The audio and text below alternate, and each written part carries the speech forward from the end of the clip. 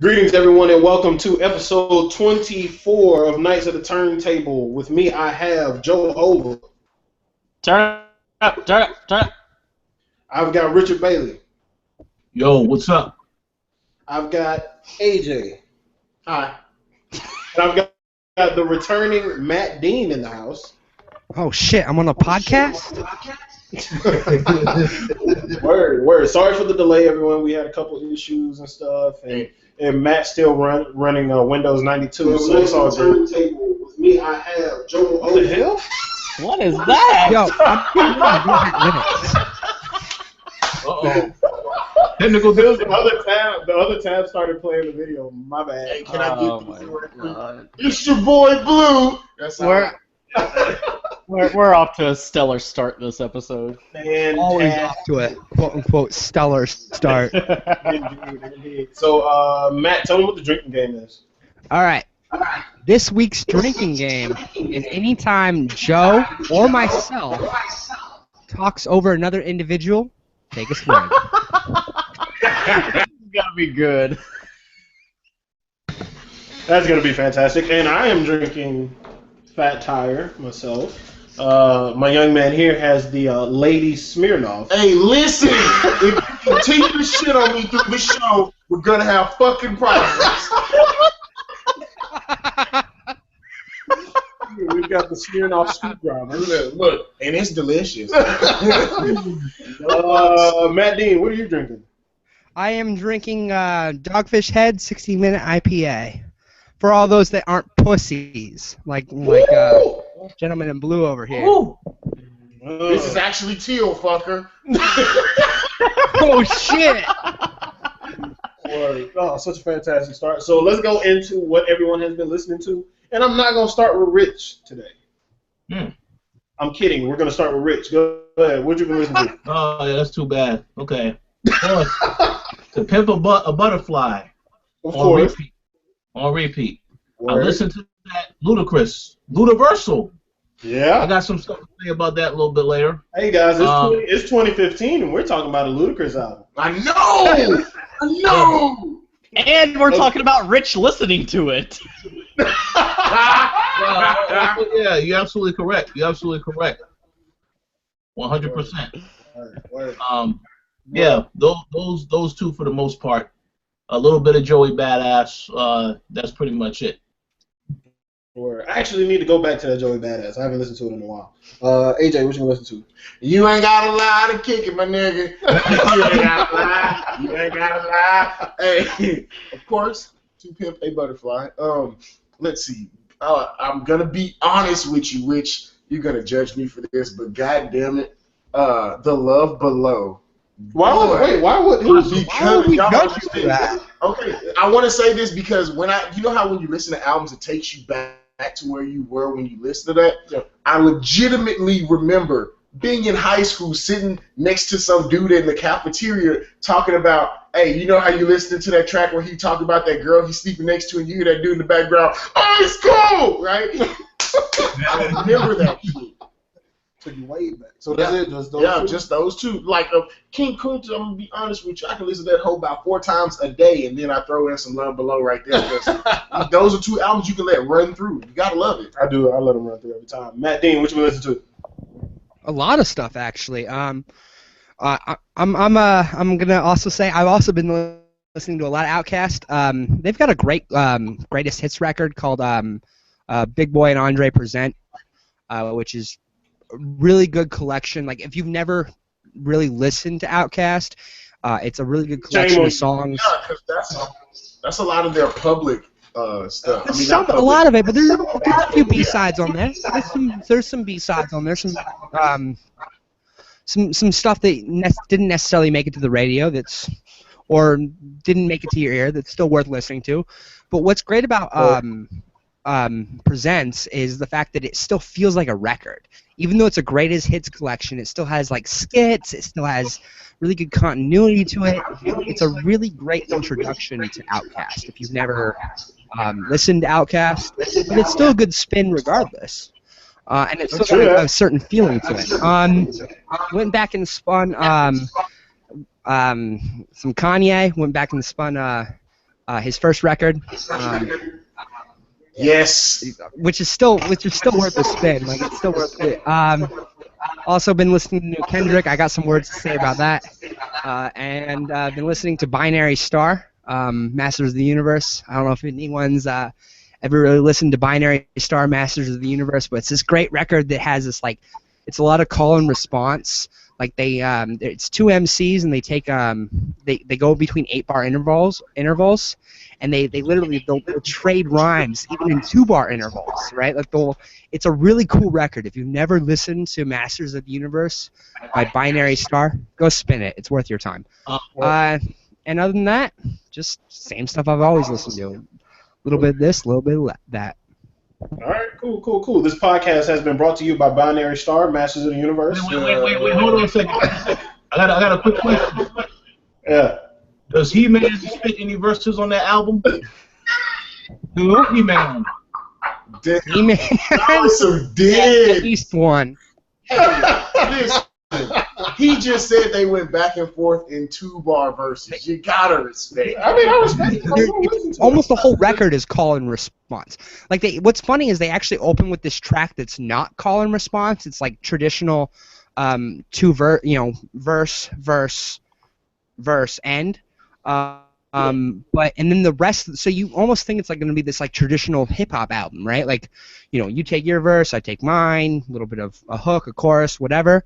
And then they just flip it up on you, and the rest of the record is literally this call and response kind of play back and forth, and it's a lot of fun. Okay, word up.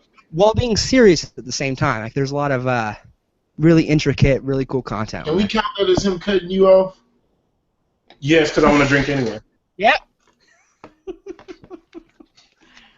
All right, so next up, Drinking water. Jehovah. What have you been listening to? So unlike y'all, I haven't been listening to Pimp a Butterfly. I haven't listened to it in probably like the first, since it dropped. Like the first week I spun it a lot, but I've been listening to Future. He put out 56 Nights, and it's a tape where it's just production from 808 Mafia. And it's freaking incredible. Like, Future really broke up with Sierra and has made the best music of his career. I didn't know he broke up with Sierra. What? Yeah. Well, she broke up with him for cheating, but you got some high like you fucking off. Yeah, but like he's sacrificing like his liver with codeine and like making the best music of his career right now because of that. And then T-Pain's new mixtape is freaking ridiculous. My God. Hashtag might be the best song I've heard this year. Man, that's a statement there. Well, yeah, because you're not listening to Pepper Butterfly, so go ahead and sit that shit down. No, you gotta listen to Hashtag. I promise. It's fire. Like, as far as what I've been listening to Pimp a Butterfly, Constant Spins, T-Pain's tape, Constant Spins. I've actually been listening to Audio Push's mixtape, Come As You Are, which is fairly old, but they're trying That made me want to go back and listen because of them being on the T-Pain album. Hey, we got a drink. Joe talked over. Damn, you just cut him off. Hey, that's and Matt just cut me off. Oh man, y'all are gonna get so drunk tonight. I got a 6-pack. I'm good. So hydrated. So hydrated, so thoroughly hydrated. But so T-Pain, Audio Push, Come As You Are, Kendrick's The Pimp a Butterfly. I listened to J. Cole's album again, which we're actually going to address that later. There was something else. Something else, and I can't remember what that something else was. Fuck. Oh, Wale, album About Nothing. I've been listening to that a lot, which we'll also talk about that in a little bit as well. But let's go ahead and jump into the first topic, which is King Kunta. The music video was dropped a couple days ago. Has everyone watched it already? Yeah. Yeah. All right. Richard Bailey, Kunta was one of your favorite songs from the album, at least before and early on. So I want to get your opinion on the King Kunta music video, sir. Okay. Well, I got a bone to pick. I thought the video was cool. Of course, I know the format in which it was shot is a lot of people didn't like that. Wait. Tell them what Joe just told us before the show. I know. Yeah, well, Joe, I don't know if Joe wants to say it or if he's cool with me saying it, but I guess No, go ahead. No, go ahead. Go ahead. I'm not going to interrupt. No. Okay, well, basically, Joe said that whole video was shot on an iPhone 6. That right there, knowing that information, fuck your world. very disappointing. Very disappointing. I mean, the format is, it's not really too well. It's distracting to a degree, but I appreciate the material, what he's trying to do, basically trying to show where he came from, showing love to the people, and representing, California, Compton, L.A., whatever you want to call it. Where I watched the interview. He talked about the fact that everybody that you see in the video are all like people that he's close to. Like these are all like friends and stuff, and people that he grew up with, which is pretty cool. I can understand what you mean about it being distracting. Of course, especially when we're used to having everything full screen and stuff like that. I can understand it being distracting for sure. AJ, what do you think? Big Sean said his grandmama said, "Stop having people on your videos that weren't at rehearsal," and he did that, and I respect that. Word. Again, going back to the having been shot in the iPhone, 4x6, one of those formats. I love the video outside of that because if you look at it, they weren't video vixens. They were real women that you would, if you saw them at the club or you saw them on the street, or you saw them on a college campus, you hollering at them. You hollering at them, right? They were authentic. Then, outside of that, nothing was flashy. He didn't have motherfuckers, oh, look at all my chains, motherfuckers get in the videos. You don't know who this is, but you know he got a big-ass chain on. They didn't have any of that bullshit, and he still got his message. I think it was a very pristine and pure video.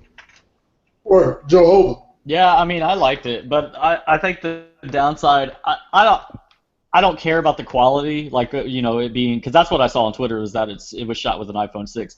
But that's just going to make people, like when they submit to, like, my website and, like, all these other websites, it's going to make people be like, oh, Kendrick shot his video with an iPhone 6. Let me shoot mine with my iPhone 4S. And I'm just going to delete the submission.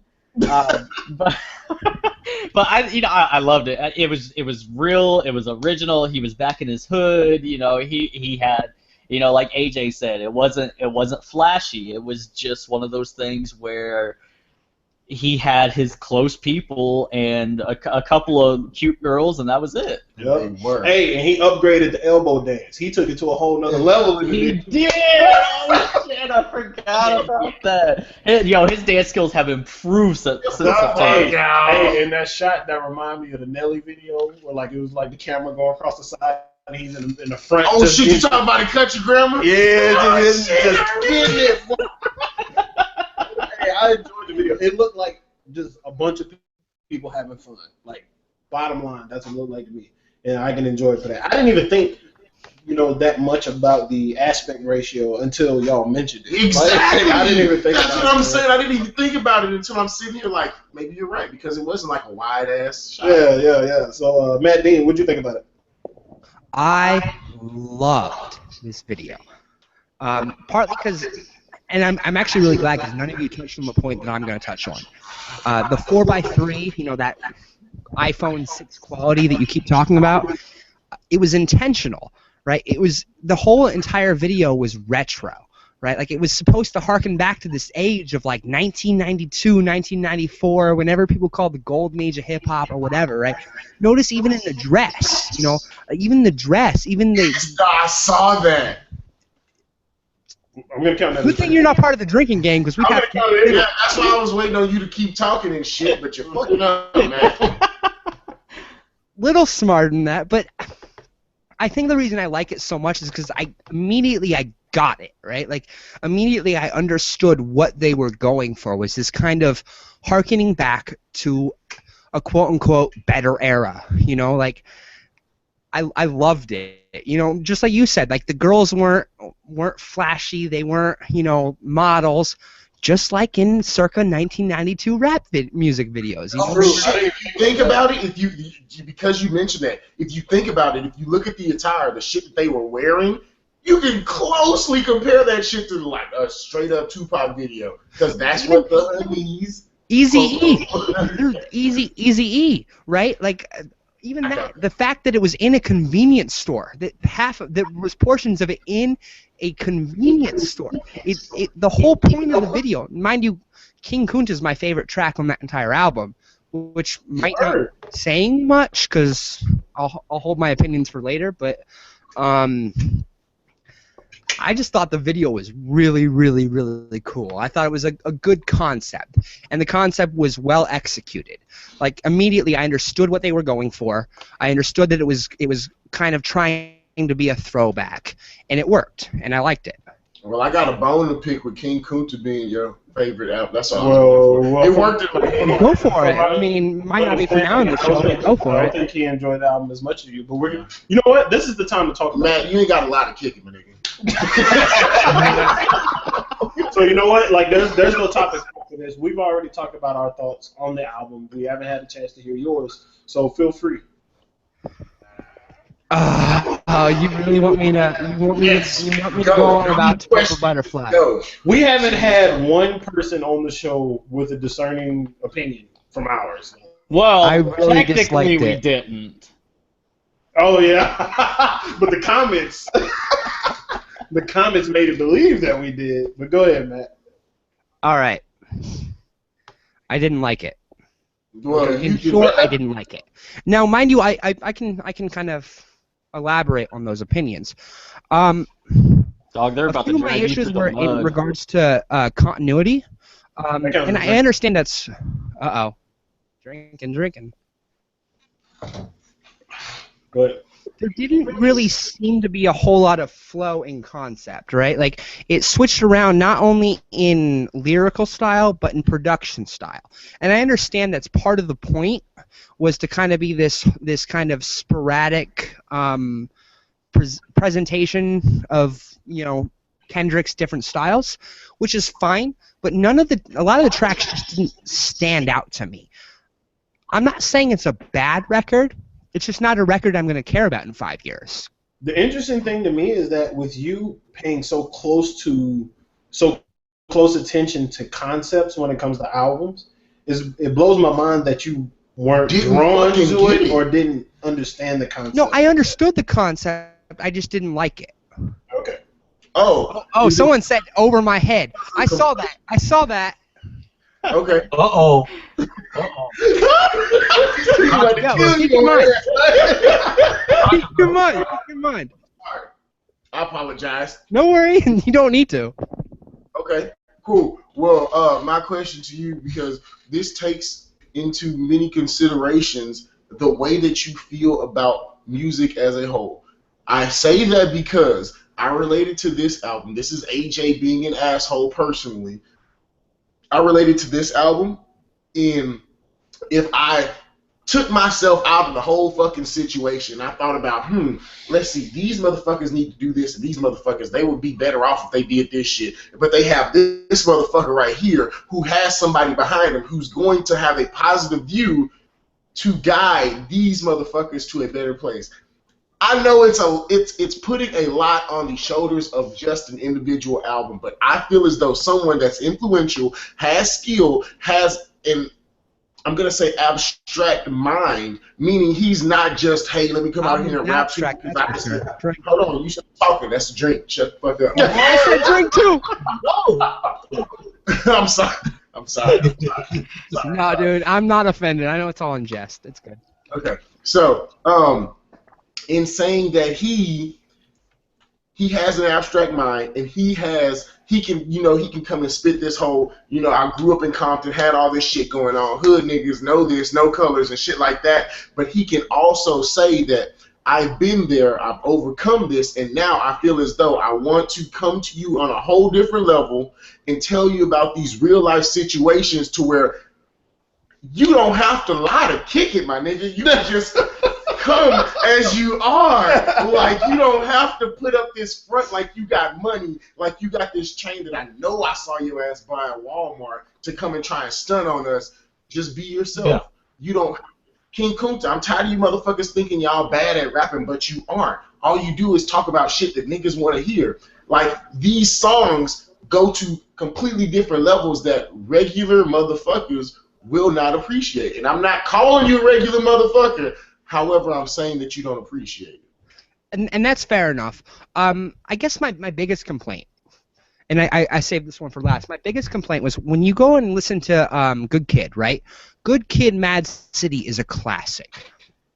As far as I'm concerned, Good Kid. I see Joe waving his head, but I thought Good Kid was great. I thought Good Kid was fantastic. I was expecting that kind of record, not necessarily sonically, not necessarily lyrically, but the same kind of embodiment of feeling. We should have embodied everybody in this drinking game because you just talked over. Yeah, that's true. We gotta change. Anybody talks over, drink. Well, I will say this: I will happily be the designated person But may I finish my point before we? All right. Yes. My point in a nutshell was I felt he was trying too hard to make a classic in this record. The fuck. Which made it not a classic. Good Kid, Mad City to me was a classic because it didn't feel like he was trying. It didn't feel like he was trying at all. It felt like it just came out naturally. With To Pimp a Butterfly, I felt like he was trying to re-embody the same kind of, not the same feeling, but the same quality of feeling that we got with Good Kid, right? So he was trying to make a classic, and whenever you try to paint the Mona Lisa, you don't paint the Mona Lisa. That was pretty fucking good fucking comparison. That'd be really cute if it applied. If it applied, So, Rich, did you have something to say? Yeah. Oh yeah. I definitely have to say something after that comment. Okay, go ahead. You go ahead. No. You know, those are good points that was made, but let me just say this: Good Kid, Mad City. I believe that was of course, as you say, a classic, excellent album. That album was put out there to get his name out there. You know, Section 80, the same thing, to build on that. And then once he saw that he had a following, that was when he decided to do something different and deliver a message. And that's fine. It just didn't work for me. Fucking right. The thing that confuses me is, like, you've said the complete opposite of the analysis that I've heard thus far of the album. Like, my feeling was that it was so far away, you know, sound-wise, from Good Kid, Mad City, but the feeling underneath all of the stuff, like the mainstream sound, is more similar to Good Kid and more amplified, just by the storytelling that was done. Like, I feel like the concept, the storytelling concept from GKMC is more substantial in this album, and I don't understand with the poem. Yeah, especially with, like, the poem connecting all of the songs to each other. You can only say that there's maybe two songs that take you out of the narrative that the poem is painting, which is how much a dollar costs, because that's not directly attached to it, and complexion isn't directly attached to it. So, like, right, and it's I don't understand how you feel like the feeling wasn't there. And also, it doesn't sound forced to me. If anything, GKMC sounded more forced because of the sound from Section 80 to GKMC. The sound that he had on there, it wasn't as jazzy as he did before, but we got that more funky, jazzy sound from this album. So I felt like it was a lot less forced.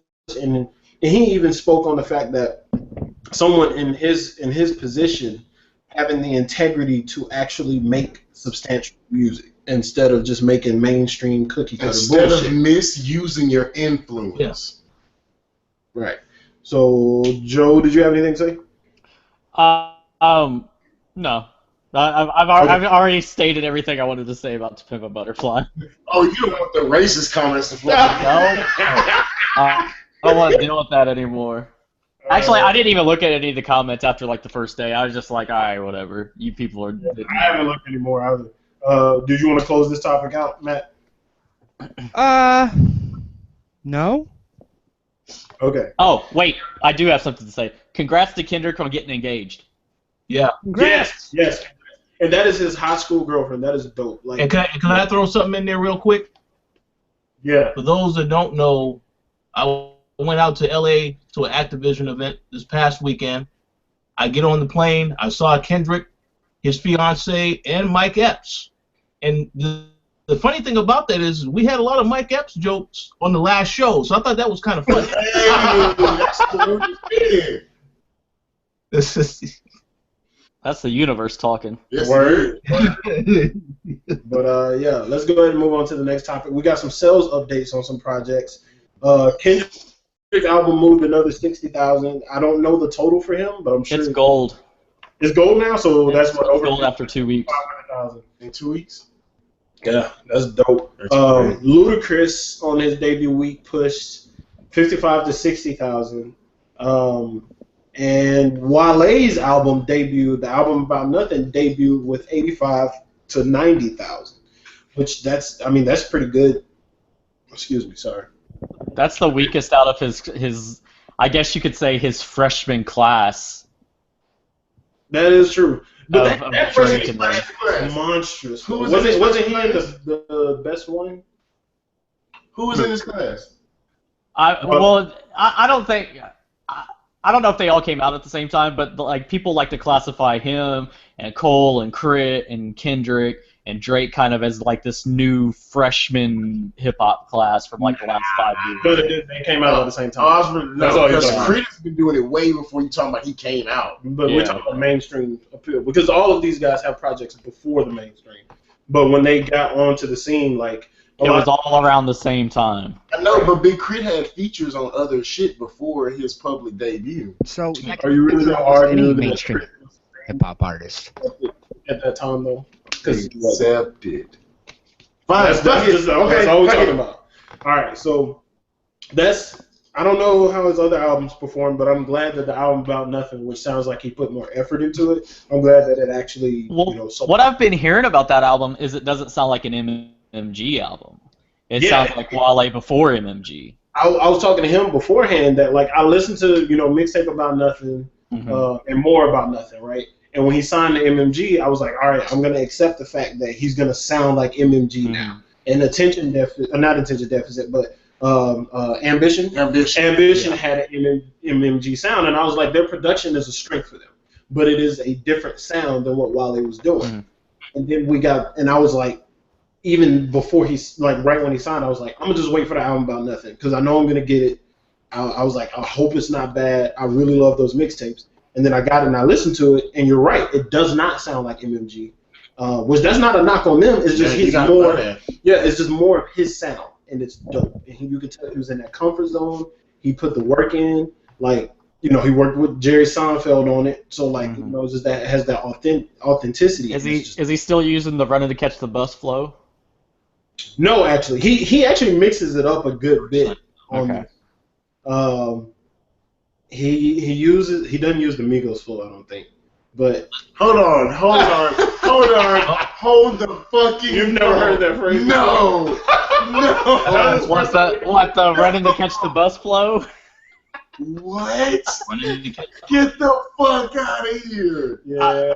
I used to compare Wale. I'm like, what is that? And I'm like, don't get me wrong, I've run to catch the bus in my fucking day.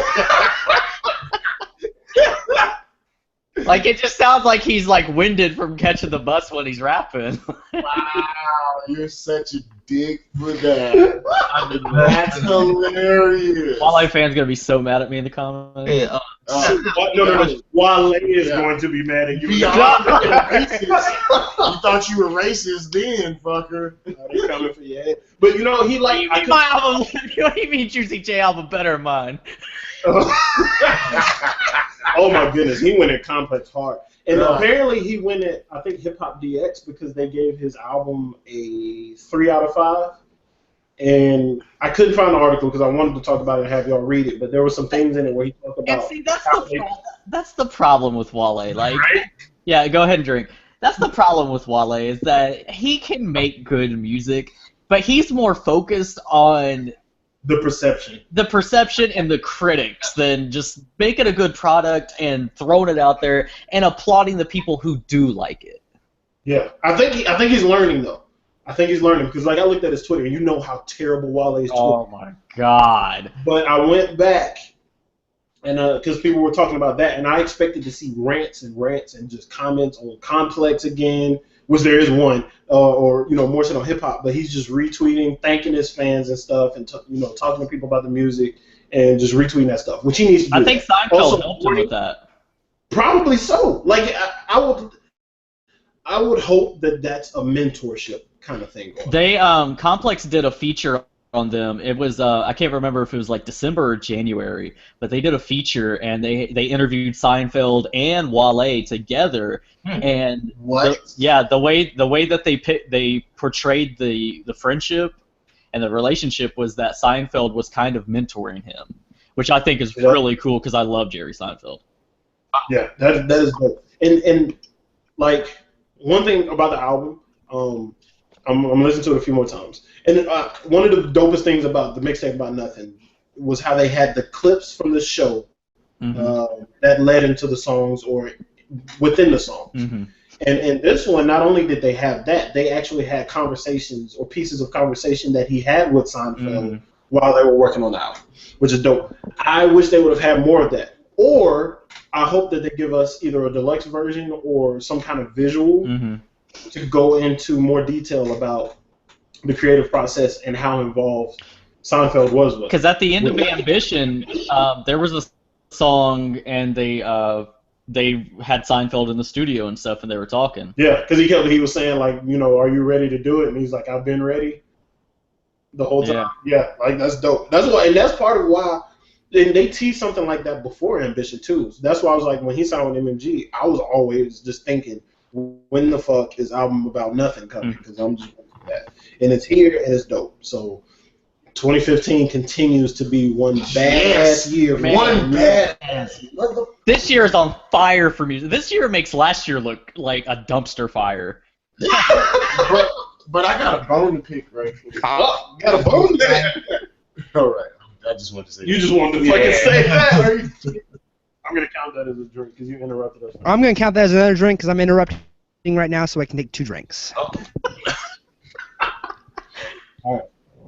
So, on top of all these sales, J. Cole's album, now, before I say this statement, I found this on Reddit. I've seen a few people tweet it. I don't know how accurate it is, but it wouldn't be that far off, like, to make sense to me. But J. Cole's album is the first hip-hop project since 1989 to go platinum with no features. What was the first one, though? I didn't look that up. I didn't have time before the show. I think that bitch Google now. Yeah, somebody should Google it. Somebody, I saw, I think it was Dragonfly Jones on Twitter said something about Wu-Tang went platinum. But Wu-Tang, I mean, that's kind of hard because Wu-Tang, I don't know if they had features. But then they're counted features. Yeah. Or if they're all features. Yeah, and then there was like, you had the Wu-Tang, and then you had the people that are loosely connected to Wu-Tang that are not official Wu-Tang members. So I'm like, man, it's like everybody's part of Wu-Tang, even if you're not and you're featured on there. So it's hard to count that one. I got my girlfriend a Wu-Tang shirt. She's in Wu-Tang now. Word. But how do y'all feel about that? Does that statement make y'all feel any kind of way? Does it make you think a specific thing or spark? Go ahead and drink. I don't know if it's that impressive considering that it's Cole and Cole's fan base is like really strong. I mean, he sold close to 400 grand out the gate. Yeah. So I think I think it's it is impressive, but at the same time it's still not that impressive because of who it is. Got it. Now, does this make y'all think that No. Vanilla Ice's To the Extreme was the one in 19? Yes. Wow. All right. Understood. Does that make y'all think that more artists should forego features? Because Kendrick didn't necessarily go without them, but his were very limited, and they all served and they weren't grander purpose. No TDE. Get the whoa. Listen, Joe, we've been cool for a while, but goddamn, what does that mean? What are you saying? No, they weren't on there, man. A lot of people hold on. Me and Joe talking right quick. This is the second album where Q and Soul both weren't on. Okay. But he also talked about how they were part of the skits in that album. That's cool and all, but I want to hear a Schoolboy Q verse, man. Man, listen. My question is, though they were not featured, what does that mean, Joe? What are you saying? I'm just saying, Kendrick is kind of, even though that he says, "Oh, this is TDE," it's not Kendrick and TDE. It kind of is Kendrick and TDE. 2 weeks ago, we went over some article that said how white people should listen to this album. What? That was a real thing, Matt. That was a real thing. Yeah, that was a real I article. don't know how I feel about that. Yeah, none of us knew how to feel about that. Make you feel some type of way. Yeah. Okay. But hey, Joe, I've had my concerns because I have a fondness for the rest of TDE. Me too, man. Schoolboy Q. But it's true. I do feel like we said it before. I don't feel like they fit into what he was saying. And see, I agree with that. They didn't really fit. Yeah, go ahead and drink. They really didn't fit into the scheme of that album. Yeah. But at the same time. But when I said that, I also said that I expected to hear some loose tracks not on the album. Yeah, like we haven't gotten that. We still weren't we supposed to get the Heart Part 4 at some point? Yeah, that's what I was looking for. And because when our GKMC dropped, and we didn't have an Ab-Soul verse on there, but then we got that track, The Heart 3, and it had Ab-Soul and J Rock on. Yeah. You know what I'm saying? And Schoolboy's album did have a Kendrick verse, but I don't think there's beef inside that. I think us as fans, we just want to hear it. They know that. I think they know that. I think that the whole Ab-Soul control bullshit with him, and it felt like a lot of people thought they were trying to leave the group. I think that was manufactured to get buzz for that album, which that album was a piece of shit. But that's another topic for another day. Whoa.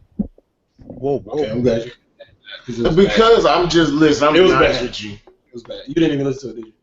No. On top of Kendrick Lamar, Schoolboy Q, Ab-Soul. Those are only three that I really just. I know it sounds terrible. I was talking about an Ab-Soul album. I understand, but that.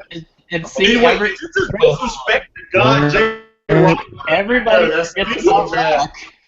It's out. But those are the three. Listen, I'm gonna be honest with you. Of the three, I'll fuck with Schoolboy Q, and I'm gonna say on the same level with Kendrick, because I ain't just gonna. You know what? Let me get this out the way. J Rock, everybody's opinions expressed. Listen, I'm just surprised you can talk right now with your mouth full.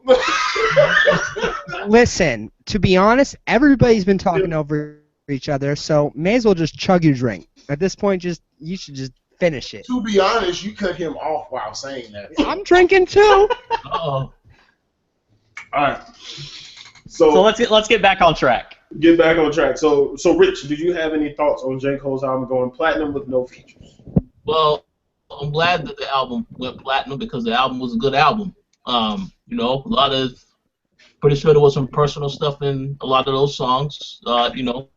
Came from the heart, so I thought it was great.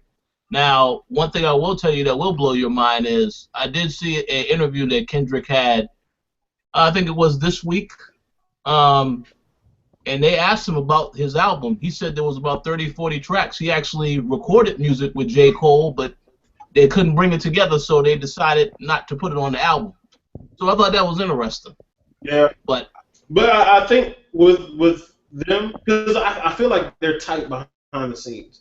And it's got to be difficult to have these albums and have those songs recorded, but also know that you promised to do a mixtape or an album and not be like, well, we can just put it on there.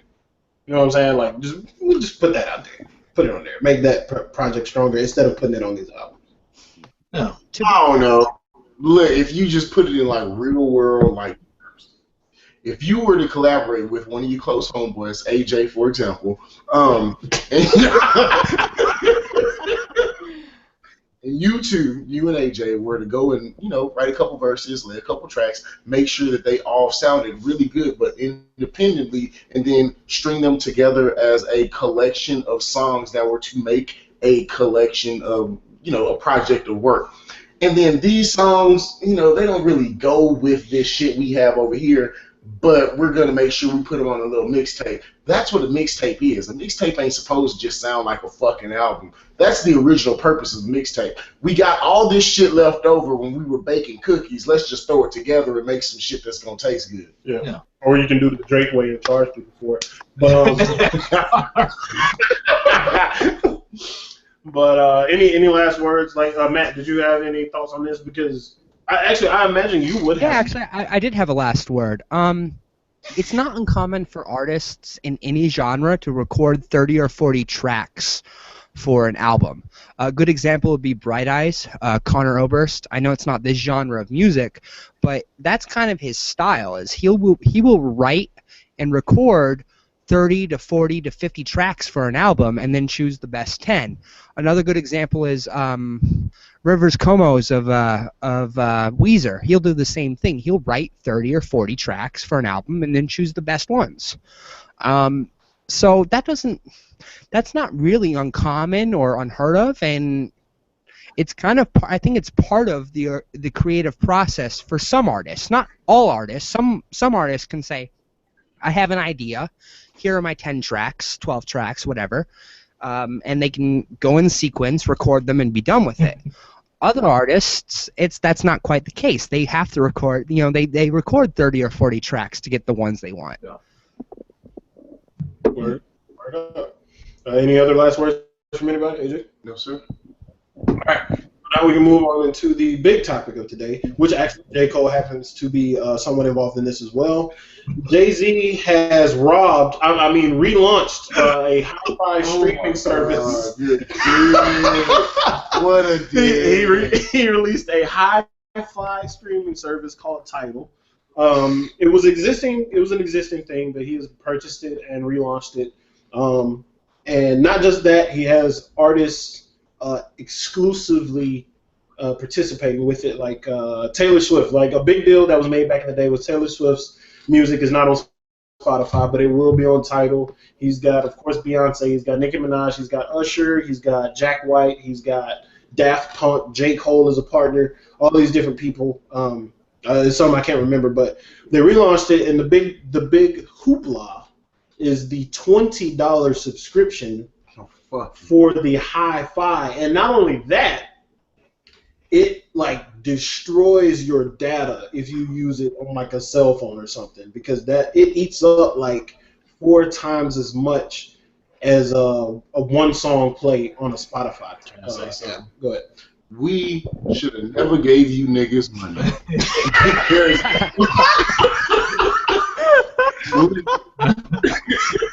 Listen, nigga gets money, he's like, you know what?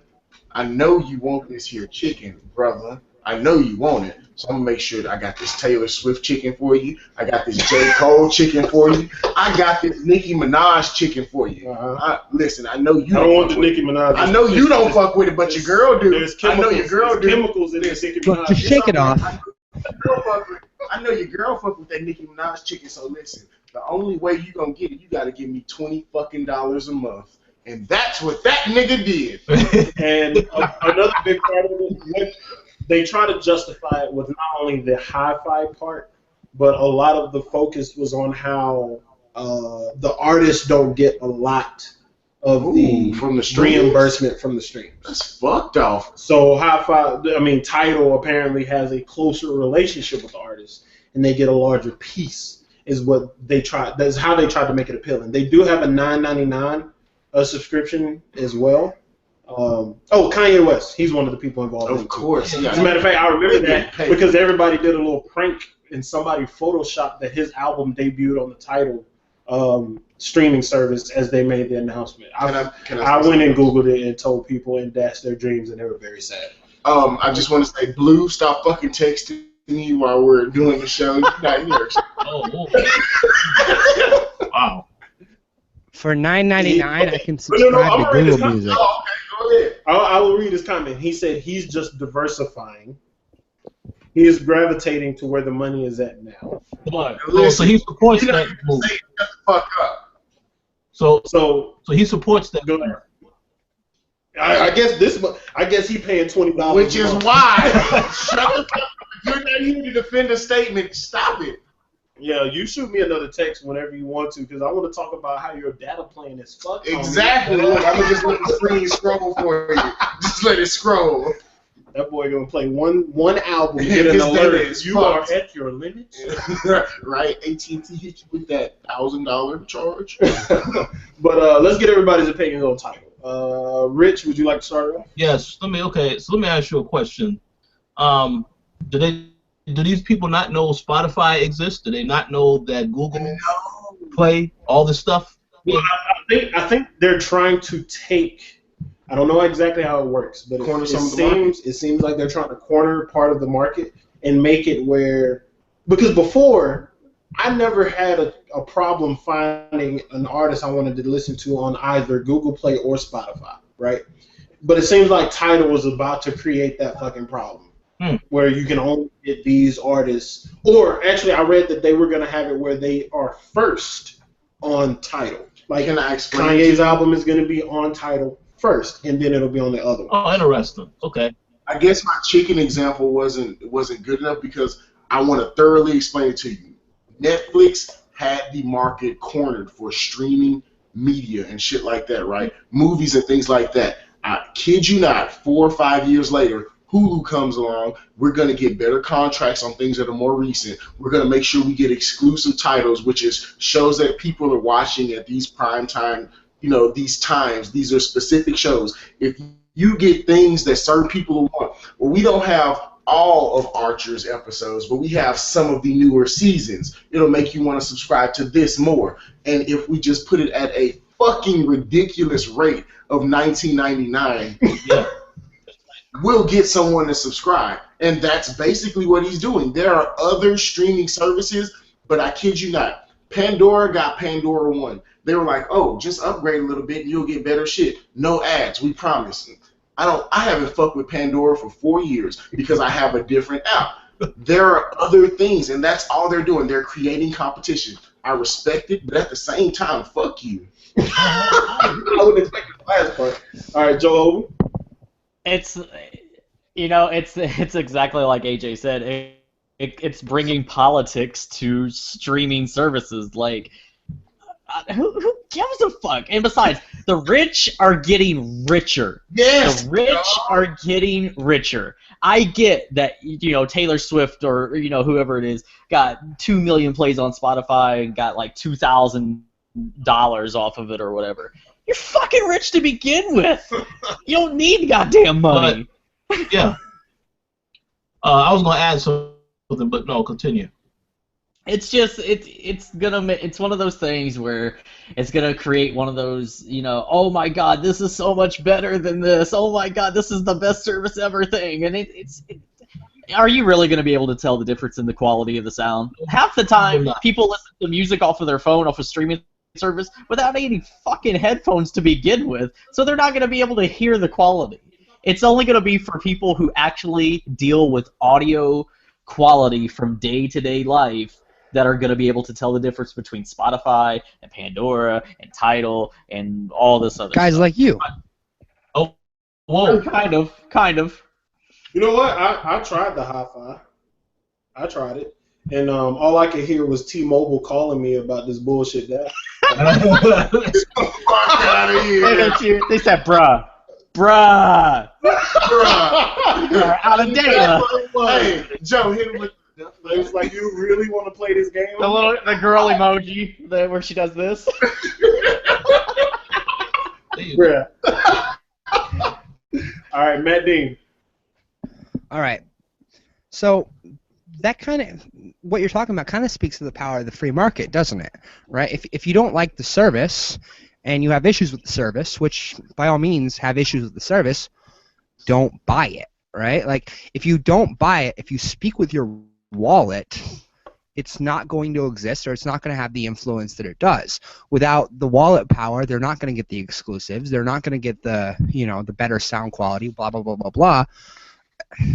To me, it just speaks the same thing that every market does, right? The cream of the crop goes to the top because that's where the wallet is.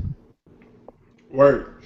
So are you going to put any money into this? Do you have a desire to hear it? No, I got a couple words, and one of them is Google Play, and one of them is and another one of them is Pirate Bay. So Google Play, Pirate Bay. Hey, I don't know if you want to put that out there, because then they're gonna be like, hey, that Matt Dean guy, we need to get his address, lock him up for trying to get music off of that site. Hey, it's no problem. AKA Bluetooth, No problem. supports it because of the audio quality and J. Cole. Yeah. All right. Speak with your wallet. Blue's never allowed back on the show. Yeah, he's Blue? Yeah. Okay. All right. Listen, I'm gonna hear this shit. He ain't even like. How are you still texting us? Like your data has to be fucked. Like, Listen, right? listen. How you gonna listen to Tidal when you ain't got no data from texting me? Hey, So all right. So we've gotten past the point, like the bullshit part of the whole hi-fi and all that, right? Yeah. Really? How do we feel about them, or the issue of artists? Or actually, Joe already said the rich are getting richer. Yeah. Do we think that there should be a lessening of the middleman as far as artists go, or do they just need to pay their dues and shut up? I don't get it. What? Do we need to have these streaming services where artists get more money, or do they need to just let Spotify do it? Look, I'm completely cool with artists getting their money. You're an artist. You're supposed to get paid. You're supposed to have you're supposed to get, this is how you make your living. Yeah. But if you're charging, if you're doubling the standard price of what is, normal now, like Spotify, like maybe Spotify just needs to like give them more money, because it sounds like Spotify is being greedy hogs. Yeah. Yeah. I have But, two things to mention. But one thing I'll throw in before he gets in there, not only do they get that bit of money though from Spotify plays now count to your like record sales. Really? Yeah, so essentially you're getting more money. Yeah, it's like every so many streams is like a purchase of your Do album. you know the Like, exact figure on that? Dude, that's fucking stupid. yeah, but I don't think that's stupid. But do you know? Does anyone happen to know the figure? Like X streams equals one scale? I apologize for saying stupid. You're right, because it's not stupid. I just feel as though It's back ass word. It's odd. It's strange. But the thing is, and the other thing, it counts towards Billboard charts now too.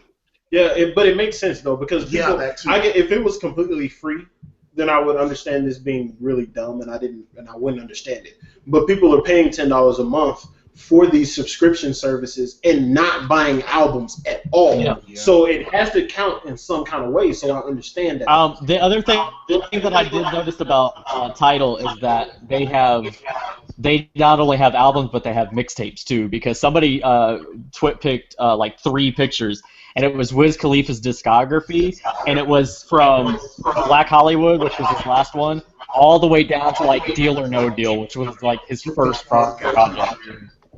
So I think if they have the entire catalog like that, I think that's going to draw some people over to them, because I can't listen to Future's mixtapes on Spotify.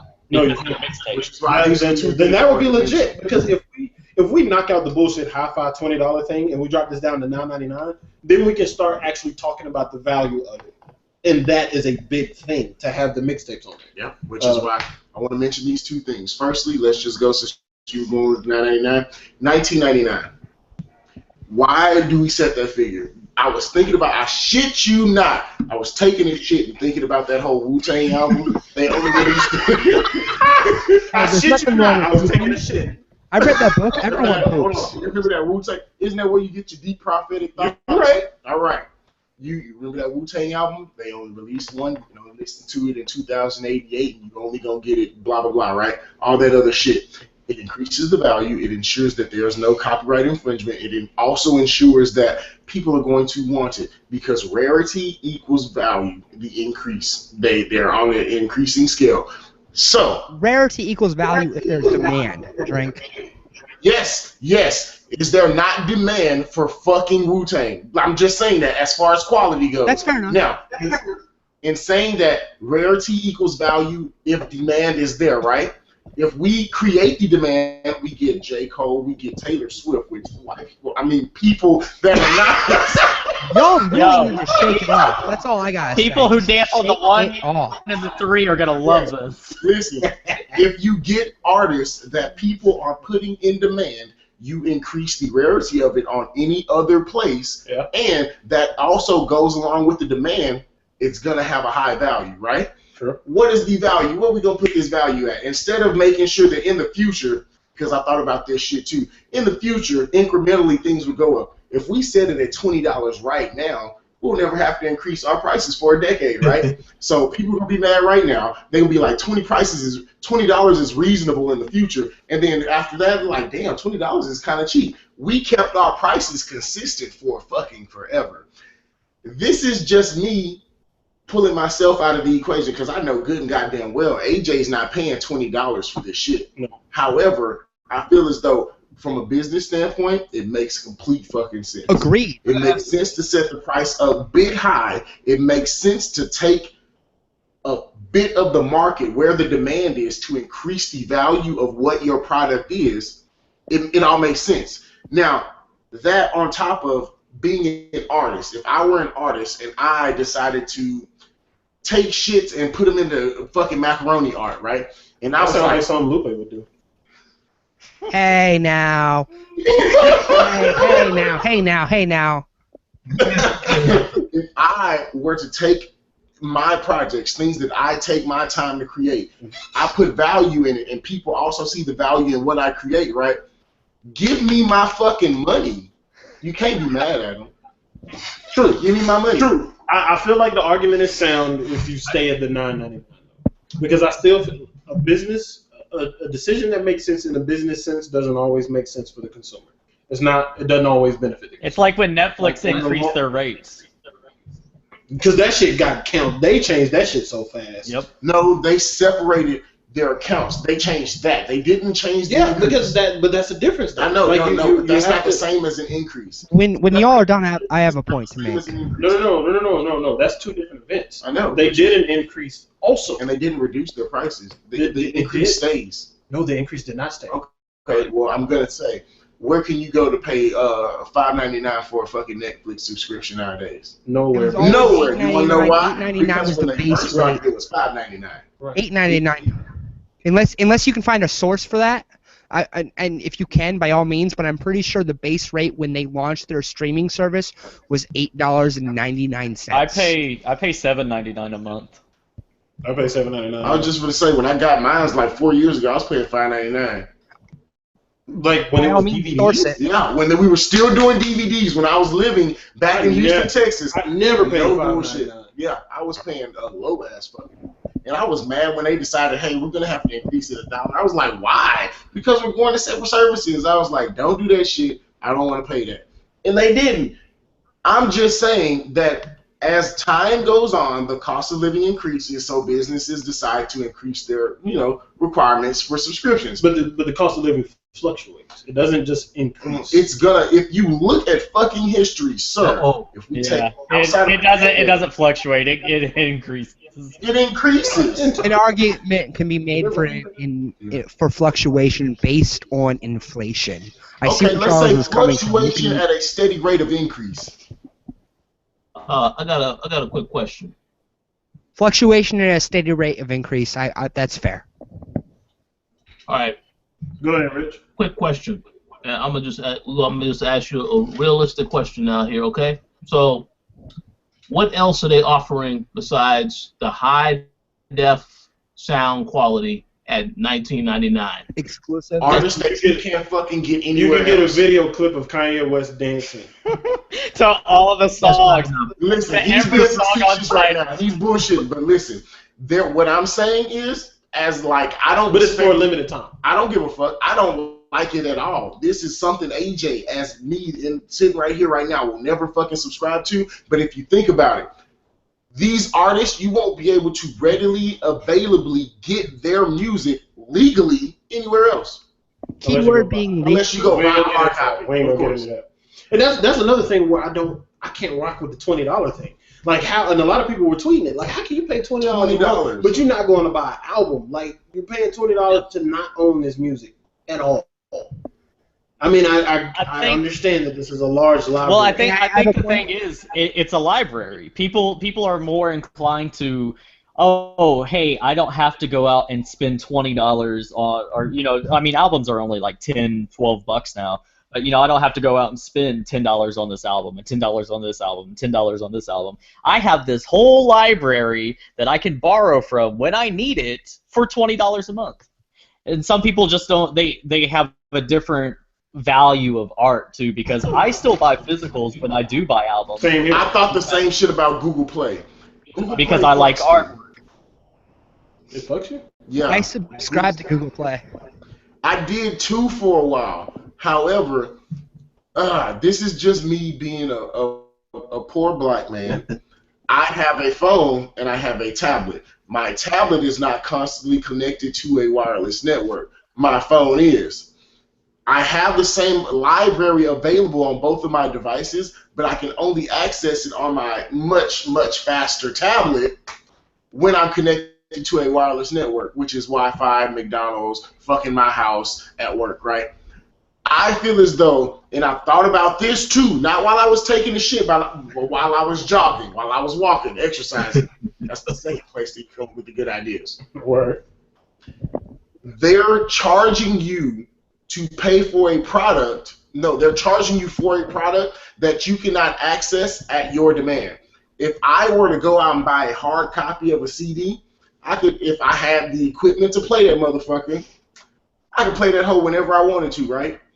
But that applies to them too, though. It does, which is why I'm thinking, I'm like, they're doing the same thing, but I don't want to be able to like, man, you know what? I got this shit on here, but I can't play this song for you right now because it's a really good song because I'm not connected to Wi-Fi.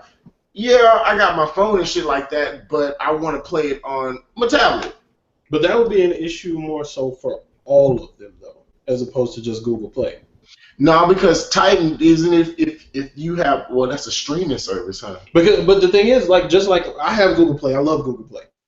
You can download the albums to your device and play them offline. You can't play them offline. Yes, you can. I'm talking from actual Oh, experience. you turn off Wi-Fi and your fucking wireless network? That's what it's for. You know, off camera. Man, I'm going to show you on your camera right tablet. now. There's a We on little camera button right now. next to your album. We on camera right now. Yeah, Shut up. Stop. Shut up. Listen. No, don't do that. Listen, everybody drinking. Stop talking. You gonna show me off camera. Just chug. You didn't fucking know that. Just shut the fuck up. Let's carry on. Oh, I don't want to shut the fuck up. I got something else to say. Go. Got a bone to pick. Yeah. He didn't say that with authority, didn't he? Yes, I do. I do have a bone to pick. Now, this may come off a bit disrespectful, but the artists that, are quote unquote using the service, Jay-Z, Kanye, all these other people, do they even need this additional money? Aren't they making money off their tours? Listen, Rich, let's be honest right now. Fuck no, you know that. Stop on that. You know what? You know what it was, man? They saw Kendrick got 9.8 million streams and was like, I got to tap into that shit. Nigga, mouth started watering. Let me get a bit of that down. You ain't using all that money on your boss. 9.6 million? Just let me get a penny off of each one of those and we let me get a little bit of that. But Rich, I'm with you, man. I don't feel like I like to support artists directly. So when they first pitched it, I was like, yo, that's dope. But then I was like, motherfucker, I buy physicals though. Like I buy the physical albums and I go to shows and stuff. Like this is for people. I feel like this is for people who don't go to shows. This is for people who, and it's kind of like it's kind of cool because if you do music, if you're like a blogger or whatever, a writer, you can get this service, and then you can, if you want to support indie, you can support indie, because indie's not going to be on there. It's not going to be on Tidal. You don't think so? No, they But said look it's at the not. fact that they have mixtapes though. That opens up a lane for indie, especially the way a lot of indie artists now, like Mick Jenkins and stuff. And I say indie as like the people that we curate, like the people you curate on your site. yes. Okay, I understand what you're saying. Because there's people who I've posted before that are on Spotify, and like they have their songs on, they have their music on Spotify and stuff. So it's gonna be different to see. Yeah. Honestly, SoundCloud should get into the game. Real tall. Because they have the more open platform, especially for indie. It's the way they're set up. Yeah. You gonna have to dig through some garbage, but you will. Let's be honest. All albums are like that anyway. Not every track on an album is gonna be solid anyway. True. So, any last words on Tidal Wave? I guess just speak with your wallet. Like if you don't like it, just don't buy it, and then therefore it won't exist, right? Like if they don't make money, that's like I remember when I first started subscribing to subscription music services a long time ago via Rhapsody, right? People looked at me like I was fucking insane. You're paying a subscription fee to listen to music? But I was like, yeah, but it's $10 a month and that's one record. I don't feel that it's easy to justify things, right? Like saying, yeah, but it only costs 2 records a month is not really that much different than saying, yeah, but it only costs 1 record a month. So if that subscriber base enjoys that service and is willing to pay $20, 2 records a month to be part of that service, who are we to tell them that that's wrong? Like speak with your dollar. Well, I don't think we're necessarily saying it's wrong. It's just we're stating our own personal opinion. For sure. And I actually honestly opinions too. I feel like Google Play. I feel like Google Play shits on all of them because not only do I get the stuff that they stream, I can put my own music collection into my Google Play cloud. Yeah, I love Google Play, and I don't see myself changing anytime soon. Yeah, because unless I'm uninformed. I can't do that with Spotify, and I don't know if I'll be able to do that with Tidal. You can do it with third-party apps, but yeah. Yeah, because Google gives you a pretty huge fucking storage space to put your music in. Yeah, infinite. It's not infinite. I was being satirical. It is essentially infinite. Yeah, because it's like to match what they have is. Oof, it's like they're trying to get you like a lifetime for a person. Or they give you a Google of space. Ho ho! It's an actual I see what you did there. I'm just saying. I was trying to be funny, so fuck y'all. Terrible. And also, I want to read a insight from B. Will because he had an opinion on everything. First off, he said that he feels that J. Cole's Platinum is an amazing achievement, not only because of the features, but because he had no pop singles on that album. Yeah. Which that's legit. That is pretty legit. And he says, now, this is interesting. He said that Tidal is more of a scam because the artists are getting bigger cut of the price. So that $10 a month is doing more for them than it is on Spotify. So the $20 is excessive. Plus, he says that they up the price after the launch day, if he's not mistaken. I just want to say, those aren't even like superficial comments. When you make comments like that, you gotta be here to be like, what do you mean? Yeah, I wish he was here on the show but he's busy though, he can't be on. But I appreciate his insight though. But the fact that he said that he feels like it's a scam, that's interesting. Exactly. Like I have to be like, what do you mean? Shoot us a message before we close out the show. Before we close out, I'm still here. But that was the last topic, so we can start doing rounds on the final words. And if he's sending me something else, I'll throw it up there. But Matt Dean, you can start off the final words. Come back to me. I tried. First, I just want to say, it's your boy Blue, and I'm so very glad to have been a part of this because I'm gonna be honest with you, I love being out here. I am offended that y'all would have this without me now because I'm just trying to be a part of something. You know what I mean? And I want to make sure that we start to cover things like To Pimp a Butterfly. Really, they fuck me up on the inside because I am seeing like I say, I always pull myself out. I try to have an abstract view or it's an O word. One of those objective. I try to have an objective view of what's going on and try not to get emotionally involved in. It's hard, isn't it? Huh? It's hard to have an objective view. Well, no, it's not. Not with me, because I'm gonna be honest with you. I feel as though I have like an intellect that's non-comparable. But anyway, Ooh, hey, what's that on your shoulder? That looks like a chip. I think I see a chip up there. Whoa. You might want to brush that off real quick. Kunta. Come on, don't come at me. Oh, whoa, pause. B Will is now asking to be added to the show. Oh, By all means. If he can have last words. All right, so I'm inviting him in.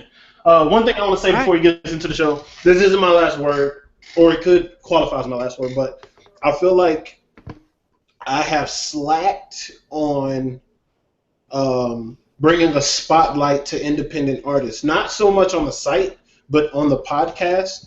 So I feel we're gonna start making it an effort to discuss more independent artists and their projects.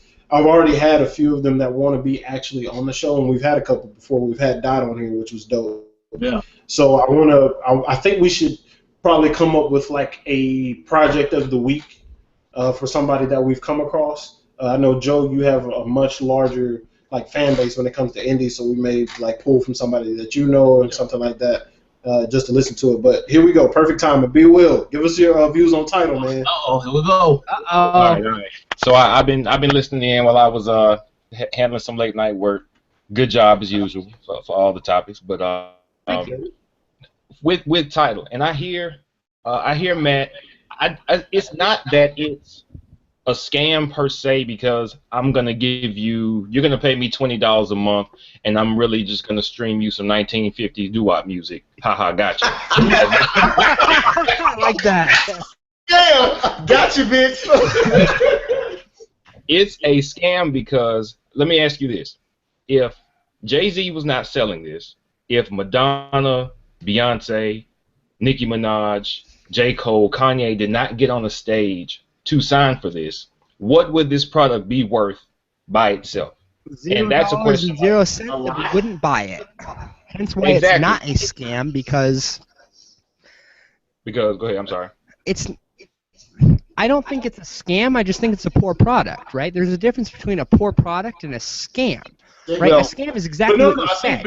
I think B Will is saying that it's a poor product with celebrity status, thus it's a scam. But I don't think that makes it a scam. I still think that just makes it a poor product with good advertising. It's like celebrities trying to sell you a raggedy-ass car. Coca-Cola. What'd you say, Joe? It's like celebrities trying to sell you a raggedy-ass car, basically. Yeah. Right, that car still exists. It's still got 4 wheels and an engine, right? It's just not a good car. And Matt's right. Matt's right. I'm using It's gonna smell like ass when you get out of it. The car. I feel like I'd be asked if I paid $20 a month for this bullshit. So, but it doesn't mean it's a scam. It just doesn't mean I'm gonna buy the product. And Matt's right. I agree with him in that it is a poor product. It bothers me, first of all, because, let me see, I know Nicki Minaj and Jay-Z and Kanye and Cole at the very least were poor at some point.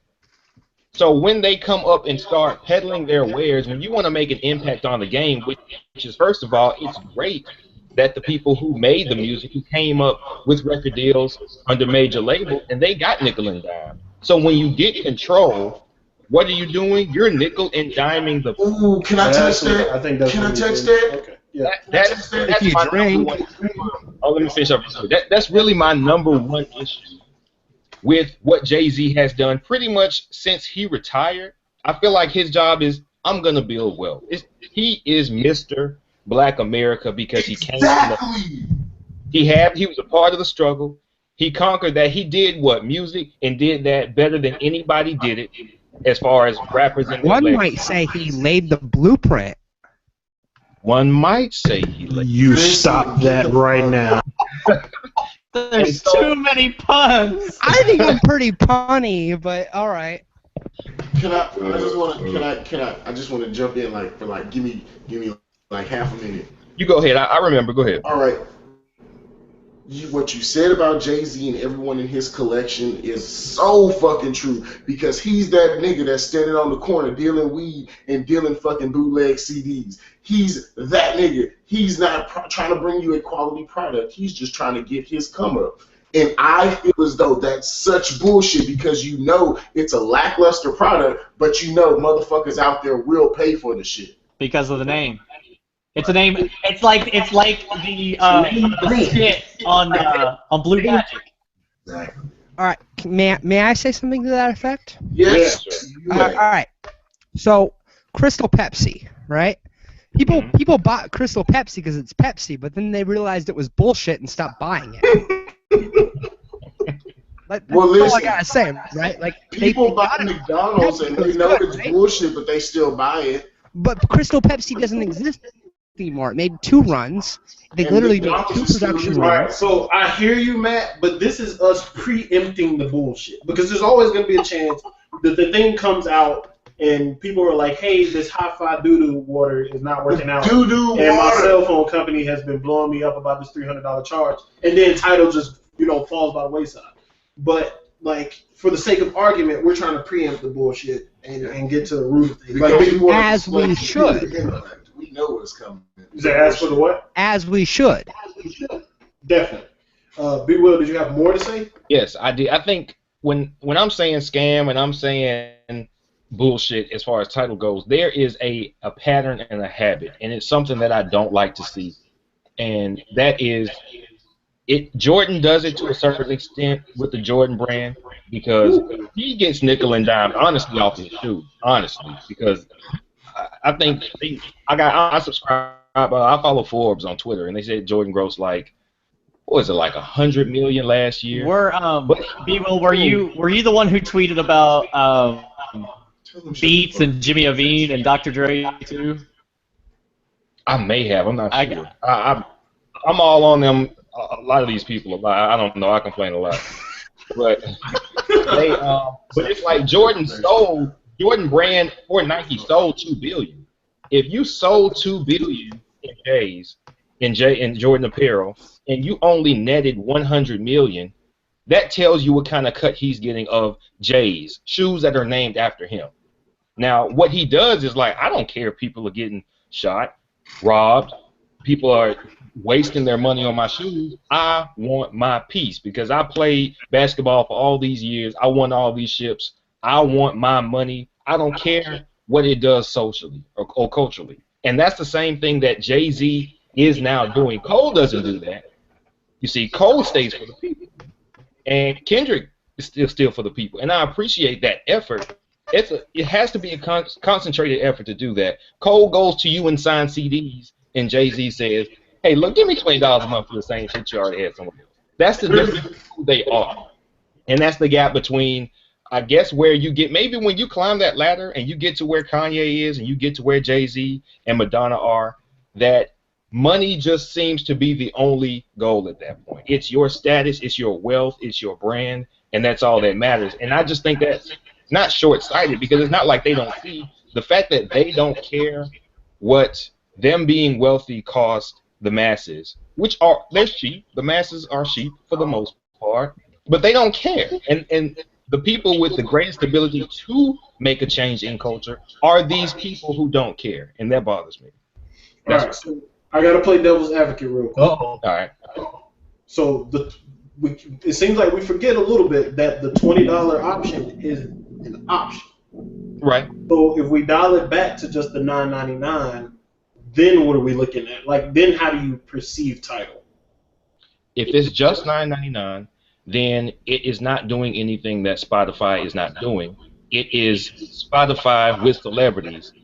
And, I mean, if you're getting a better cut, then I guess I'm cool with that. If you're saying, hey, we're going to be about the artists, the people who are making the music, and we're going to put more in our pocket, so come over here. Make your album exclusive over here. Then that makes more sense to me because you're not costing the people any more than they would have paid, and you're giving the people making the music more money. Right. That makes a lot of sense. Let the options speak. Let the wallet speak, which is what I've been saying the entire time. I don't agree with the $20 price tag either, but I feel like Brian is saying the same thing that I'm saying in that respect is let the wallet speak. Yep. Hey, only got one thing to say. The only way they could get me to use this service is if every single time I stream a song, the artist shows up and performs the song. Oh, you mean like Pandora did for a while? Do you remember that? Pandora did that, where you could randomly, for a while, you would listen to a song, and I never had it happen to me, but I know it was a promotion. You would listen to a song, and if it was by a particular artist, at that given specific time, a random stream would show up, and they would be performing a show for you exclusively. Interesting. Oh, I didn't know that. No, I meant they need to show They did a few person like that. and perform. But Yeah. honestly, if I was listening to Pandora and all of a sudden my favorite artist showed up and he said, "Hey, Matthew, I'm here to perform a song for you, exclusively for you," I'd be like, how the hell "Fuck did you yeah!" get my damn fucking address? Well, it's the internet, so they got my damn IP address, but whatever. Oh, all right. So AJ has something to say. I just want to say, going on like more of a serious note, how we were talking about how I never got to fully explain my theory. This is one of my theories. I want to go back to what B. Will was saying, the plateau theory. And my perfect example is Kanye West, in my opinion. When you're coming up and you're trying to make a name for yourself, you're fighting. You're trying to make sure that you get your name out there and you have a lot of shit to talk about. You talk about the struggle. You talk about the shit you've been through. You talk about the shit that you've overcome. You talk about all the experiences that you've had. When you get to that level, you plateau. All you can talk about is the money, champagne cars, and bullshit that you done, the shit that you got going on. Jay-Z's done that, right? Uh-huh. But when you have this product and you still have motherfuckers buying it and looking up to it, it starts to fuck up and water down the game. It ensures that people that come along, hey, if this motherfucker's talking about something real, I want to hear it, because he ain't talking about these chains he got. He ain't talking about cars, clothes, Bugattis, and Maybachs and things like that. Shit that regular motherfuckers like me that catch the bus damn near every day will not touch, right? That stupid shit, right? So, in saying that, touching back on what B. Will was saying about how the rich are getting richer, it's benefiting the people that are creating it. It's not benefiting the consumer, because the consumer can go somewhere else and get the exact same shit for a lower rate, right? Let's just go back to that. Why would they create something? It's not even creating competition. It's honestly not, because you're not taking artists from one subscription and putting them on another thing. All you're doing is just, hey, I have this product. Listen, I know it's an empty bottle, but I know somebody's going to want to buy it because Jay-Z touched it. Jay-Z touched this bottle. I don't have proof of it, but I know he did. And your theory right there is the exact reason why people are going to do it, because Taylor Swift, you can only stream her on Tidal. Only on Tidal. Yep. But wait a second. So you're saying nobody, and you mean nobody, Shake it off. nobody can't actually still get access to that music? Because I still think people will still try to pirate the hell out of anything that they know is going to. We're not talking about the pirates. What does that have to do with anything? Listen, you know what? It has everything to do with everything. I see exactly what Richard's saying. Yeah. It has everything to do with everything. The fact that you can still pirate this content. We know you feel a certain way. I know, about the pirate bay. Damn. But the thing is, like, the pirators aren't going to be a part of this conversation. Yeah. Because while we're sitting In here essence, talking they about are part of the $9.99 and conversation, so they're $19.99, the pirators are going to be like, how about that free 99 though? They're not going to be talking about that free. Like, they're not a part of the I'm the bootleg queen. But you know what? I feel like, and I don't have proof of this. This is just me thinking, like, just as logically as possible. I do appreciate streaming services. I appreciated them early on because I think it eliminated a chunk of the pirating that was going on. Because, like, you have these, subscription things now, but you could still stream on Spotify for free. You know what I'm saying? You don't have to pay to do it. Yeah. And I If think you're willing to allow for random songs, not getting continuity and advertisements, right? Like, my problem with Spotify. No, if you stream it on the web, the only thing that's there is ads. And an ad. They don't randomize, because I thought they still, if I listen to a record, it would still skip around or go to other songs. That's only on the mobile app if you haven't paid for it. Yeah, the free version. Yeah. May I add something? You said that pirators aren't really a valid kind of point in this conversation, but in essence they are, because back to my original point, you speak with your wallet, right? You know, in this essence, you speak with with this service. You speak with your wallet. If the pirators are not purchasing this and they're pirating it, they are in essence speaking because they're again speaking with their dollar. But they're not speaking with their dollar. They're speaking with their anti-dollar, right? They're speaking with the fact that is painting a very, very cute picture of pirating, and the fact that them pirating is some kind of consumer stance that they're taking. The consumer stance of how they're taking is, I don't want to pay for music, so I'm going to steal it. That's the only thing I get from that. Like, and it's not like streaming services happened or album sales went up and then pirating circa 2001, all right, Napster, right? I remember seeing, and I'm sure you remember this opinion a lot. Circa 2001 Napster was I don't want to buy the album because there's only one or two good songs on it, so therefore I am going to pirate. Does that not speak to the quality of the project? Does that not speak to the quality of? No, not in the day where you can buy the songs one by one. Yeah. I think it has evolved from that. Because now it's just, we live in a society where, oh, hey, do you got that album? Yeah, I'll send you the link. Like, it's that fast. Like, it's that fast. Like, if it's an album, you don't even care. Like, some people have sent me links to albums that I have no business, like, even wanting to listen to. Yeah. And, I'm just like, okay, there it is. If I want it, it's there. If not, whatever. All right. Okay. A counterpoint. I'm sure you've all heard this argument before. Somebody pirated an album or a game or a movie or whatever, and they said, I really liked this, and then I went and bought it because I wanted to support said artist. Mm-hmm. Okay, let's be honest. Let's be completely... Most people aren't going to do that. I agree.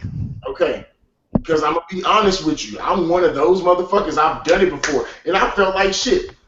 I'm not... Wait. You felt like shit for what? I don't for pirating. Wait. All right. The reason why is because I see it on Twitter all the time, and I used to react to it, but I don't react anymore because I would see people tweet this whole self-righteous, I'm not going to download it beforehand because I want to support the artist. Me personally, when I saw the leaks, I saw it as me listening to the album early, and I'm going to buy a physical copy. You know I bought a physical copy. Yeah. That's exactly what I'm saying, though. You liked it, so therefore you bought it. Right. I was going with what AJ was saying. I wasn't counting what you were saying.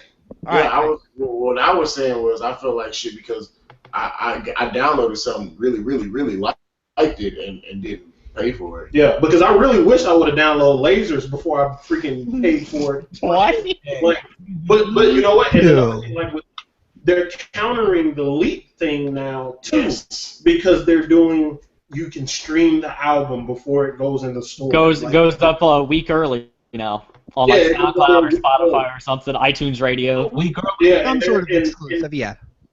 Yeah, and except in very, extreme cases, the albums leak roughly a week in advance. So they're preempting that with the album stream. Mm-hmm. But the thing is, people rip the streams anyway, so it's like they leak it on their own. But still, that limits a lot of the issues with leaks, and I think people are going to buy the albums to a degree. It's not going to be everybody. Yeah, so it's actual motherfuckers. But I feel like when I think of pirators, I don't even think of pirators as those people that listen to it beforehand and go buy the album, because you're still spending money on the album. You get it early, you're cheating the system a little bit.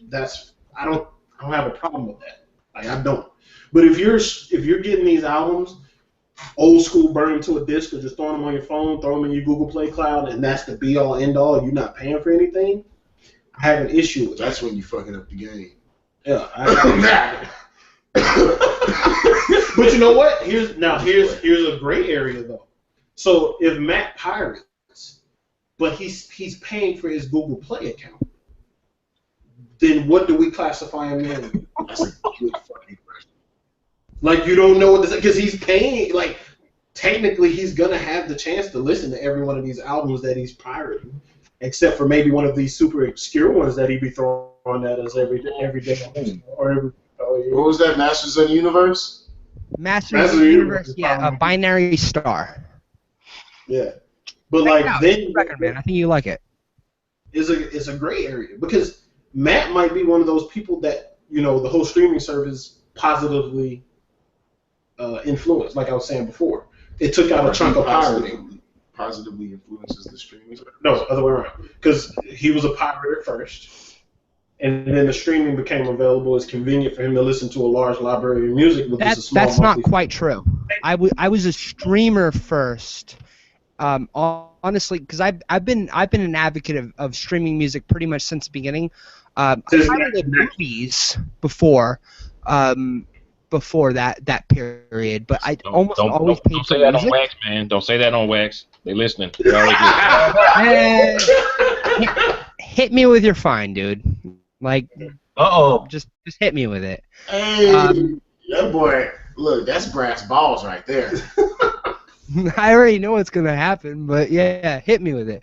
But no, in reality, I had pirated other mediums, but I was so early into the adoption of subscription music because I felt that it was such a good value for my money that I never really, other than Napster circa 2001, the subscription music's hit in about 2003, I think it was. 2001 to 2003, kinda, yeah. I was pirating certain songs, but at that point I was still getting most of my music from the radio or from friends, borrowing CDs, stuff like that. You know, the old school fucking putting the tape in the tape player and recording your song on the radio. You know, like that's how I was getting a lot of mine. Right. You know, waiting for the DJ to stop talking and for your song to start playing, and you were holding that record button. You know what I'm talking about? Yeah, hell yeah. I thought subscription music was such a good idea that music pirating didn't really happen for me. Other mediums, I'm not gonna say, but. No, I was an advocate of subscription music because I thought it was a good counter to piracy. That's kind of what I was saying, is that the streams are counter to piracy. But like, all right, so when you, well, actually, I'd rather ask you this off air. I don't want to ask you this off. You can ask me on air. Go for it. It makes for a good show. Yo, ask him on air. No. That's why we have It this. makes for a good show, man. I'm honest. I'll tell you. So you pirate now? Do I pirate music now? Yes. Only if I cannot get it via my preferred streaming music service. Okay, that's all I needed to know. That's basically the basis of what I was getting. Which basically equals Tool. If I want to listen to a Tool song, I can pirate. I just feel like saying it. Okay. I missed that because I was talking over you and drinking at the same time. At the same I was just saying time. that. If I pirate anything nowadays, it's porn. That's how you get the clean versions of. You know, Truthfully, I use streaming services for my porn. I'm not going to mention it. Oh my God! Not go down this damn road. I don't download it. Rather than watch it. Ooh. That's for a whole different episode. One thing I think that is relevant to add in regards to that, most of that content that you get off of streaming services is technically pirated because it is commercial services that are ended up on a streaming site that shouldn't technically be there because they were like I'm not gonna name any specific. You know, we'll say B Brothers, all right? When you all know what I'm saying, B Brothers. There's a lot of their content on those various sites that you can view for free, but are technically still pay content, but you can view them on various hubs for free. Right? That's still technically pirated. Yeah? You know what? Let me. I like how he threw that in there. I'm uncomfortable. I know you're uncomfortable, but it's a valid point, is it not? Well, no. You know what? That is a valid point. But what you said right there, this is exactly what I was trying to say earlier.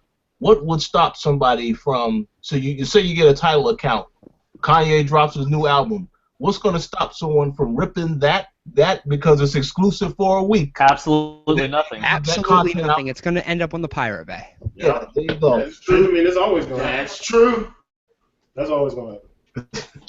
And it's going to be easier because it'll be all hi-fi, so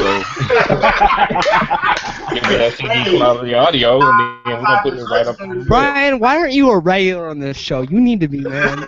I try to be. Man. We're trying With to Charles, man. Like, first like, it was like, I want Brian to have his own Nights at the Turntable banner. He needs to be on the show. Yeah. Like a standard. Brian, life tip number 1: move to second shift. technically, I'm on second shift. I work when things need to be done. Right, That might be the morning. That might be night. That might be midday. Like sometimes I'm off work at like 7:30, and it's a great night. Sometimes I'm off at 3. But every time Charles want to do a show, it's like he just looks at my schedule when Brian got to work. Yeah, we're gonna do it tonight.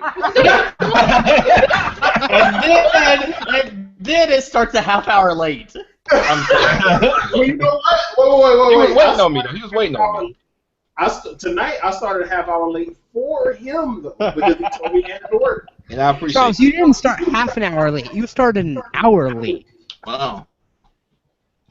No, it was a half hour. 10:30, I think, was when we were supposed to technically start. I think we started closer to 11:30, but 11:20, 11:10, something like that. Word. But let's get final words But from everybody. I'm defending Brian, so. Hey, I want him to be on the show regularly. But let's go ahead and get final statements. Who did I already get one from? Rich, I think. No. AJ, you said something before. I mean, we were in the middle of it, then B Will came on. I just wanted to say thank you for having me being a part of the show. And nothing more, because I think we hashed it out fairly well. I'll be here next week. Word. Matt Dean. All right. I'll respond to AJ, right? What's your name? Yeah, all right. Yeah. I got that cheesy smile. It's a good one. That's Facebook profile. Professional grade. I'd love to have you on every week. I appreciate. I thought you had some really insightful comments. You're like a black Mr. Clean. Dog. He's been holding that in for the whole show. That's not a bad thing because Mr. Clean's still Mr. Clean and everyone loves him, right? Wow. All right. Also, my real last comment was, if you ain't tipsy right now, you either don't drink alcohol, which is perfectly fine and acceptable, or you didn't listen to the show, which shame on you, shame on you, shame on you. Or you do drink alcohol. I've been through 2 of these and I ain't even. Or you just got that tolerance, which holla holla. Or you drinking that spirit. Bitch, I knew you were going to Or you I knew I was coming. When I picked it up, I was like, I fucked up. AJ, real quick. I killed half a 6-pack sitting here. I've gone through 3 of them, and I'm talking IPA, 7.5% alcohol. None of your bullshit little Smirnoff shit. Matt got loose. You can tell he been drinking. Matt got loose. It's fighting words, y'all. All right, Joel. 1996 by Dot, still available, data.co/music. Check that out if you haven't already. I want to read you a text that my brother sent me the other day. My brother doesn't listen to hip-hop like as much as I do. Like, he listens every now and then. Lupe is like one of his favorite artists. I'm sorry. If he doesn't listen to hip-hop much and that's his favorite artist. Yeah, he said Tiësto and Youth is damn near as good as The Cool. Oh man, we ain't got no time. I know. So yeah, I just wanted to put that out there that my brother really digs Tiësto and Youth, and I still haven't listened to it. All right, so that's gonna be a topic on the next show. Show. Yes, next show for real. All right, Rich, did you want to say anything else? Yeah, I wanted to say another great show. Glad to see Mr. Dean make his triumphant return. Let's hope that this remains consistent. And last but certainly not least, screw Tidal. I will not support that service. And, you know, all due respect to those that we will support it, but nah, fuck Tidal. I think that's the first time I've ever heard Rich cuss. I know. I was just thinking that. I got one thing to say about that. See, listen, that's that To Pimp a Butterfly empowering him right quick. But listen, hey, your overwhelming blackness. Yeah, black people can only exhibit maximum strength for a certain amount of time. All right, be Will. All right, man. It was. I wish I could have been in on the whole thing. You know what I'm saying? I'm sorry I missed some of it, but I had some quick comments on the Kendrick album. because I've had time to reflect. I know y'all did it. I hate that I missed that part. I'm gonna try not to be too long. I think I brought this up on Twitter. I said this to you and Joe Charles. It was like, he's making better music. He's making music that is making us think about where we're at as a people, as a culture, about our place in American culture with what we generate as far as entertainment. However, do the individual songs ride like great music rides? Uh-oh. Don't pose a question and not have me want to answer it. Why you had to say that last part? I'm trying to close. Because you know what? And Brian actually brought exactly what I was feeling. The individual songs, just none of them really feel like single material. None of them catch up in my head. When did we, of all the people that are on this show, like, we are the first people to understand the big picture. Exactly. I'm with you. I'm not saying that the big picture isn't to be appreciated, isn't to be applauded. Like, I remember, what was the name of the last Roots album, Charles? And you Shot My Cousin. Shot My Cousin. That's right. You said when that came out, you was like, I understand a lot of people won't like it, but I am going to support them and applaud the fact that they get to make a concept album like they want to make. That's something that needs to be done. It is art. It is a piece of art. And if you're in the gallery and you walk around to it, you're gonna be like, damn, that shows me something about me. That shows me something about us. However, I don't think I'm gonna have that piece of art in my living room, in my bedroom, in my kitchen, and my backyard. That's exactly how I feel. Just trust me. All right, so I hear you. Let me get the last word in. Unreal D-Gut, his EP is out. Please go check that out. We've got it posted on the Coalition. It's on Jehovah Mind Frame as well. Please go get that. 6 tracks of absolute bonus. We forgot something. What did we forget? I officially joined the Coalition this week. Oh yeah, we didn't even talk about that shit. Okay, so that would be my final statement. We would like to welcome Jehovah to the Coalition officially. He is now a writer for the site as well as being a podcast guest and host. I consider him a host because we don't do a show without him anyway. But welcome, Joe. Welcome to the family, man. Yes, welcome. Thanks. And check out that J Electronica piece. Yeah, that was awesome. Yes. Oh my goodness. Definitely check that out. But once again, just doubling up on what I said about independent artists, we are going to be focusing more on them. We're going to find a way to incorporate them in the Nights of the Turntable every week in some fashion. We'll figure it out before we do the next show. But thank y'all for listening. Rich, go ahead and shut us down, homie. True.